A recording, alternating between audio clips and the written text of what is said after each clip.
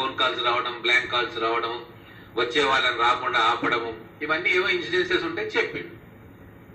ఇక దానికి రెచ్చిపోయి నేను అది చేస్తా, నేను లీగల్ నోటీసులు పంపిస్తా అంటే, అయ్యా కేటీఆర్ గారు, మీకు ఇంత విషయ పరిజ్ఞానం లేదు కాబట్టే ఈ 10 ఏళ్ల అడ్మినిస్ట్రేషన్ అంతా అధోగతి పాలయ్యింది.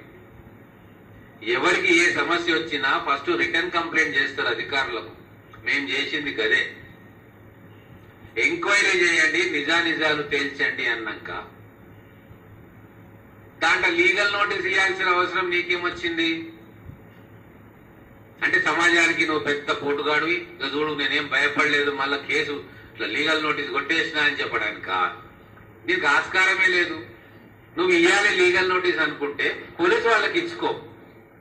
అసలు ఎంక్వైరీ జరుగుతున్నప్పుడు ఎవరైనా లీగల్ నోటీసులు ఇస్తారా? గా మాత్రం కూడా ఇంగితం మీకు ఉండక్కర్లేదా కేటీఆర్ గారు?